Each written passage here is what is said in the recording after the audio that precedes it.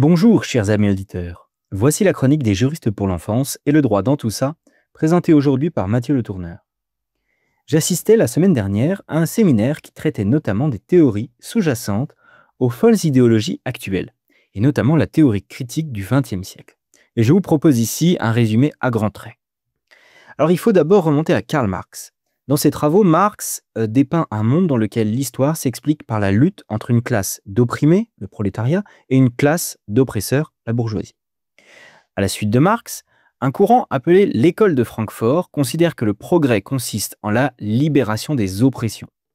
Tout ce qui apparaissait universel et stable, comme la famille ou la complémentarité homme-femme, l'éducation, a été remis en cause au motif que ces réalités seraient synonymes d'oppression. Après la Seconde Guerre mondiale, la French Theory, menée entre autres par Derrida, Foucault, Baudrillard, considère que le pouvoir est le savoir. Aussi, puisque le pouvoir est oppressif par nature, le savoir l'est également et doit être renversé. Il n'existe dès lors plus de vérité objective. La science, le langage, la morale doivent être déconstruits, car ils sont la traduction de l'oppression du pouvoir. Et ensuite, cette logique de déconstruction permet à une Judith Butler de développer les études dites de genre et queer. S'agissant de l'identité sexuelle des individus, Butler considère que la réalité génétique ou biologique est également une forme d'oppression et doit donc être renversée. Le genre de chaque personne doit être déterminé par elle en fonction de son vécu. Ce long chemin de la théorie critique se termine aujourd'hui dans ce que l'on appelle l'intersectionnalité ou le wokisme, c'est-à-dire l'idée que certaines victimes d'oppression combinent plusieurs motifs d'oppression et qu'elles seraient ainsi seules légitimes pour intervenir dans le débat public.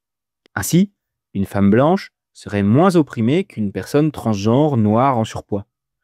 Après des termes comme le racisme, le sexisme, on voit aussi apparaître des notions comme l'agisme, le capacitisme, la grossophobie, la transphobie, ou encore celle dont nous vous parlons souvent, l'infantisme. Alors que nous le voulions ou non, la théorie critique est celle qui meut tous ceux qui souhaitent voir disparaître les structures pérennes, saines et bonnes de notre société, comme le mariage, la famille, l'entreprise, l'éducation, la science, etc. Il faut donc faire cet effort de la comprendre pour mieux cerner sa dangerosité. Et oui, il s'agit bien d'idées dangereuses. Cela permet de considérer par exemple que l'appartement avec une cuisine, des chambres et un salon doit être remis en cause car il est la traduction du patriarcat. Ou que les voleurs à la tire ne sont que des personnes oppressées par la police car ils ont une autre vision de la propriété. Plus grave encore, cela revient à considérer les pédocriminels comme une minorité d'orientation sexuelle opprimée. Alors voilà, chers amis, ce qui arrive lorsque la logique, la morale, le bon sens sont considérés comme oppressifs. Connaître ces théories pour mieux les démonter fait aussi partie du travail de chacun. Alors, formez-vous à ces questions et ne baissez ni la tête ni les bras. La vérité triomphe toujours. À la semaine prochaine!